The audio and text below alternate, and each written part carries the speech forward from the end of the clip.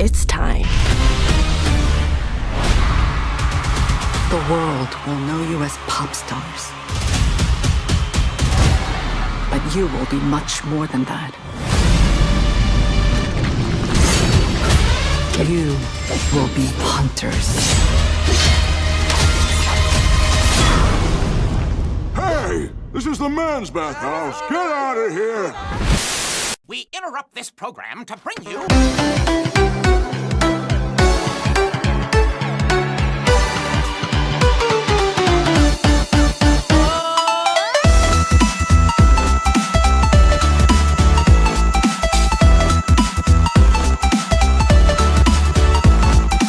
All right, everybody, my name is Kevin. And my name's John. And we are the Real Movie Guys, and welcome back to another episode of The Real Review, the series where we review and discuss all your favorite movies. On today's episode, we're taking a look at Kpop Demon Hunters. A world-renowned K-pop girl group balances their lives in the spotlight with their secret identities as demon hunters. Okay, John, this probably...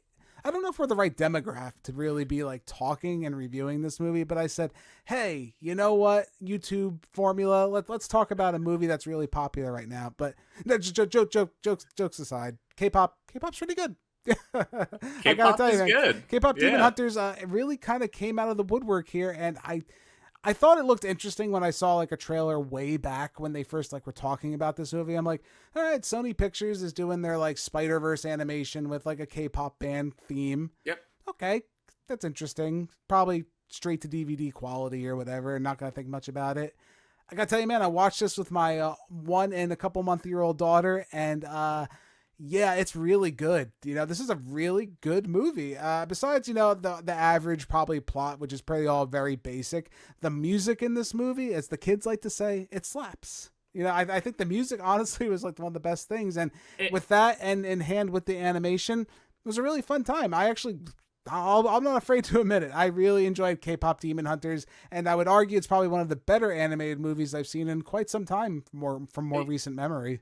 You cannot argue with a movie that has 3 songs in the Billboard top 10 in the same week, right? Yeah, seriously. And I watched this movie, half of it at home on Netflix where it released, right? Which is probably part of its massive success, is it's very accessible. Sure. And then I afterwards saw this movie in RPX premium format in theaters for the sing-along event. Look at this snobby guy over here. I am, yes. And I liked it even more the second time. I think even if you know, we might not be the target demographic, and even if the narrative is more of a reason to carry you from song to song and action scene and joke to joke, I think it is a very good example of spectacle. Yes. Right. I think that the Sony animation studio does a really good job of putting a little bit of life into every little thing, a lot of little visual gags, a lot of charming movement. You know, everything is just kind of nice to look at. And then the songs are good songs. Yeah. But it was an even greater experience, and I know not everyone is going to get to have this experience, but to have it blasting at me, you know, in this premium theater. Notwithstanding John's premium theater experience, I did listen to this with our surround sound on, and it sounded absolutely phenomenal too. So a couple things, like I said, what I really like about this movie is it doesn't feel like really any other kind of animated movie that's come out more recently. Sure, it looks like Spider-Verse to some extent, but it's also its own thing. And I think what they really did, like you said, it's the flair and the style, along with just the simply good songs that really just carry this movie. There's about, I don't know, 6 songs maybe total in the movie. I want to say that could be somewhere around there, around 6 or 7. I want to say it's closer to 6, I think. But those 6 songs, after hearing them multiple times, again, from watching, thank you, Sylvie, if you're 1-year-old listening to this right now, for having her watch it multiple times and having experienced it multiple times, it feels like it's just like 6 music videos kind of smashed together, and then there's a story just kind of, like you said, threading it along. But it actually is a little bit more than that, the more, because they're actually doing something that I really appreciated that old Disney kind of used to do with their movies, where those songs exist more than to just be songs, but they are actually advancing the story in their own way. The beginning song really kind of just introduces you to all the characters, who they are. Okay, there's no joke. You're in. Now you know what's going on. Then the next song is kind of like their big hit song, where it's like, oh, they came together and they're all happy. Then after that, they have like their fight song where they got to take, or they're the bad guy song, right? The bad guy song introduces the bad guys and who they have to verse. And then each song has its place in the movie. And yeah, it's super simple. The plot is pretty much the liar reveal essentially by the end of the movie. Like, I was lying to you the whole time for one reason or another. And, you know, but this is actually what's happening. That's okay. You know, I forgive it for that, because again, it's such a spectacle to watch and listen to. And there actually is some pretty decent emotion in these songs. Like, there's a reason, like you said, 3 of them are in the top 10 of music right now. And there's a reason for that. It's not just because they're catchy. It's because they're actually, like, I think, legitimately good songs. And I mentioned before we started recording, I have some familiarity with the K-pop genre. I know that one of the members of Twice, one of the biggest female groups in Korea, voices the singing voice of Rumi, the leader of the Huntrix, the girl group. And she actually wrote or co-wrote the songs for this movie. And that would show, for sure. Yeah.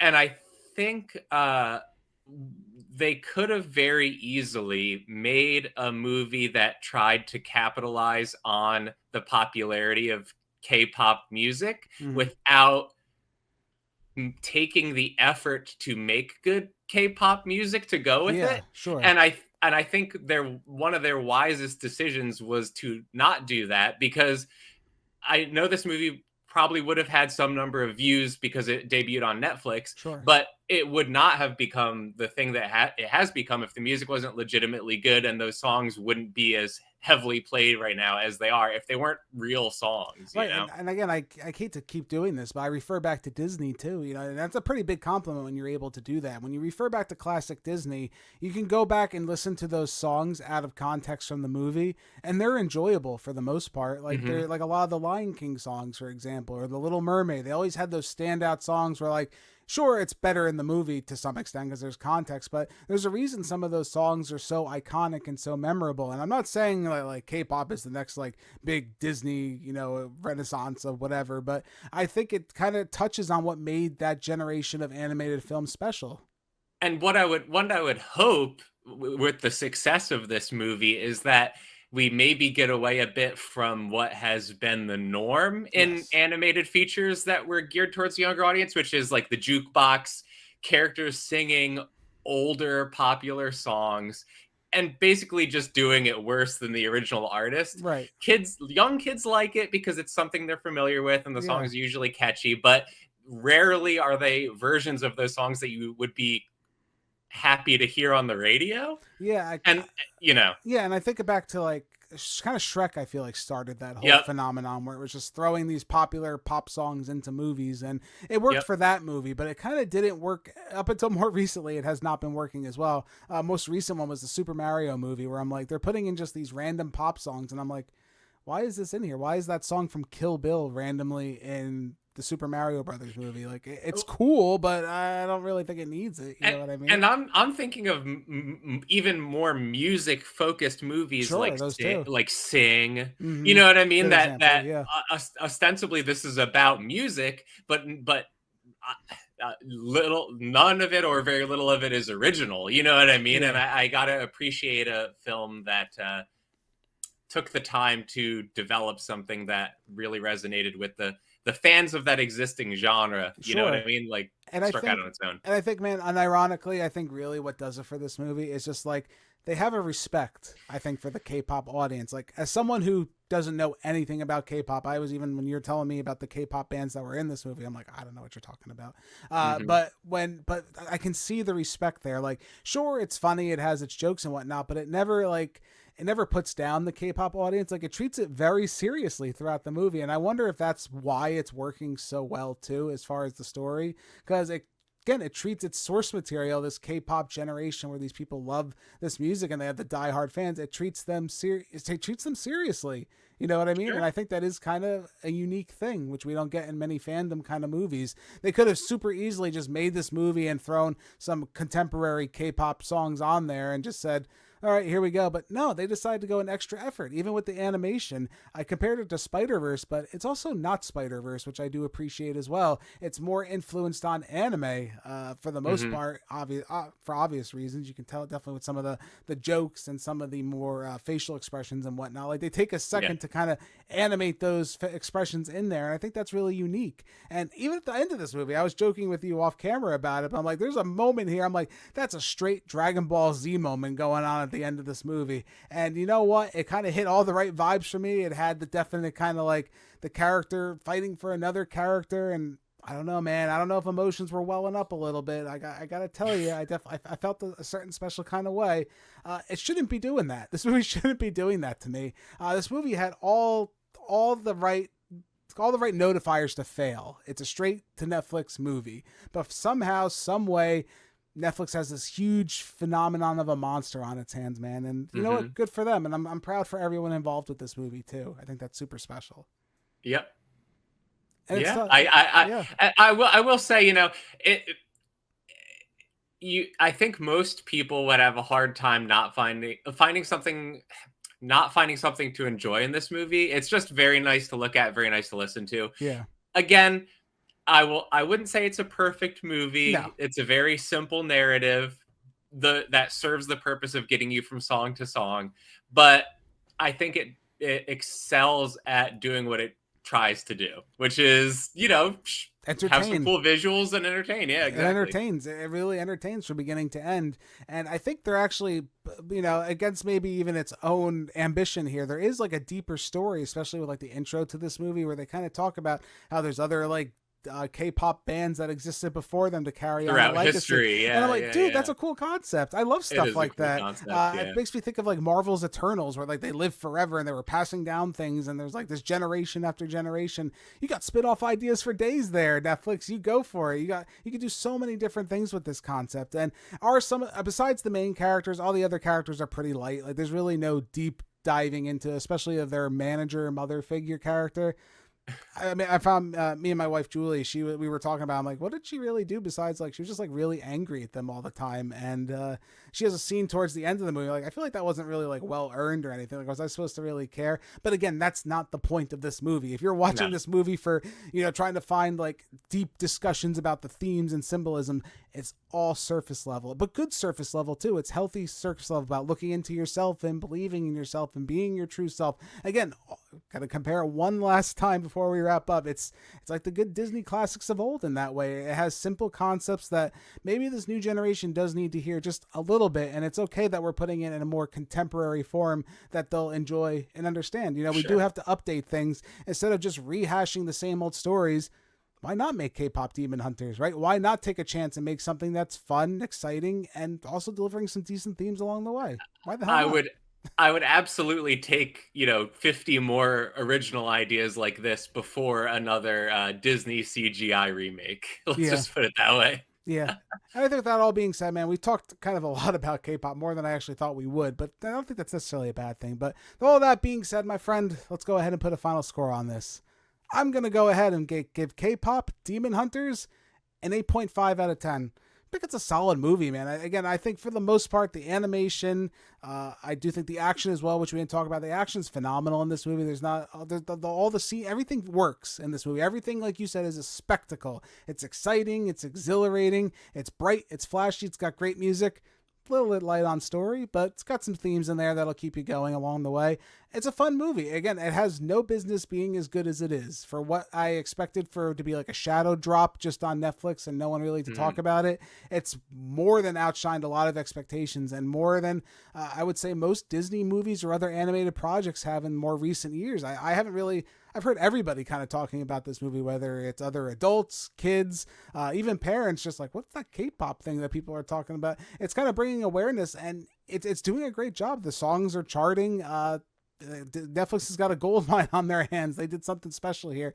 But not just that, it actually genuinely is a good movie. Will the sequels and eventual spin-offs of this movie be as good? I don't know. Maybe that's a discussion for another day when those finally come out. But as it stands right now, Kpop Demon Hunters, highly recommended.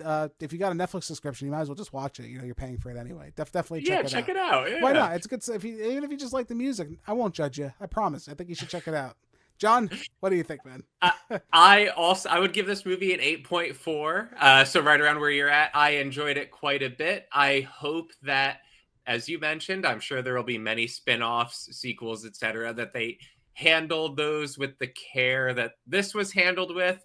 I would love to see the same studio working on this, but I doubt that will happen. I would like to see maybe other well-known K-pop stars brought in to write songs for the future movies. It might be something where every movie they get a different perspective because they have a different songwriter in there. It'd be very cool to do. Yeah. But I would watch the next one, and I would, look forward to it. I'm so curious about like the deal behind this movie that went down between like Sony and Netflix, where they like just pitching ideas and like, all right, well, we'll sell you X amount of movies, for your streaming service. All right, well, we're going to keep Spider-Man, the stuff we know is going to make us money. You can have this like K-pop Demon Hunters movie thing. We don't really know about that. You guys can have that for whatever the nominal fee is for purchase. You can judge. I know the fee. You can judge this and tell me if you think they got a good deal or not. But what Sony arrived at with Netflix, I believe, was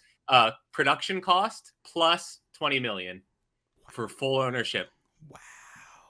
Well, Netflix, I don't want to hear you complain ever again about money, ever again, because I think alone this made was it $200 million, and it's like one weekend in box office. It was #1 in theaters already, and this is streaming on. That's what's crazy. This is streaming on Netflix. You don't need to go to the theater like John and spend extra money and go see this movie. I don't regret it. No, but you can stay home and you can watch. You can have the same experience. So there was enough of a demand there, right, to go see this in theater. Clearly, it was #1 in the box office. That's wild to me that was the deal that they reached. But I guess that's what happens when you're unsure of different properties and whatnot. Yep. Does that mean they get the rights to other K-pops? I guess they do then, right? I guess if they get rights to sequels, Netflix, I guess they share co-ownership or whatever the case is. I do, but I agree with you that it's unlikely the same studio will make the second one after that situation. No. Again, this is one of those rare movies. I don't think this will happen very often. I think we'll occasionally, sometimes a movie just pops out like that, especially when it's something that you didn't realize the team loved it so much when they were working on it and how much effort was put into it. I could see Sony just letting this fly under the radar, because Spider-Man's been such a chaos for them, especially in the animation department, where it's being pushed back, brought forward, pushed back like months and years at this point again. And that's what they're looking at, the future. Their future is superheroes, and they're like, K-pop was kind of like right under their nose the whole time. Maybe if they paid a little more attention to that, or maybe because they didn't pay attention to it, that's why it's so good. You have to wonder about studio interference and all that. That's true. Yeah. But I do like that. What I need to know in the comments below, if you've seen Kpop Demon Hunters, what do you think? Do you love it? Do you hate it? Let me know. Are you listening to the songs like I am on your drive to work? Who's to say? No, I definitely am. I need to know what you think, because I think this is one of those special movies. I don't want to say right now that it's going to be a classic, but I think it's going to be remembered. I don't know if it'll be one of those kind of like poof kind of movies where it just showed up and everyone loved it for a hot minute and then it got oversaturated and we all forgot about it. I think that could definitely happen, but I feel like it's special. It's blending that audience for us. The anime style is kind of really starting to infect our Western kind of animation. So I like to see that too. We didn't really touch too much about that, but it's nice to see that. I've always loved the anime influence that we've seen slowly kind of entering the zeitgeist of animated movies. One of the more recent ones was Luca from Pixar, where I started to see a little bit of anime influence in there. I'm like, that's pretty cool. Miyazaki's starting to bleed in there. Now we're getting other action anime. Why not, right? There's a reason anime's been around so long and thriving as well. But what do you guys think? Did you love it? Again, did you hate it? Make sure you like and subscribe to this video, all that jazz. My name's Kevin. That guy's John. We're your real movie guys. Real guys, real movies, real thoughts. See you in the next one. If you guys like what you've seen here today, consider giving this video a like and leaving your thoughts in the comments below. If you want to stay up to date with everything Real Movie Guys related, make sure to hit that subscribe button and check us out on Instagram, Twitter, and Facebook.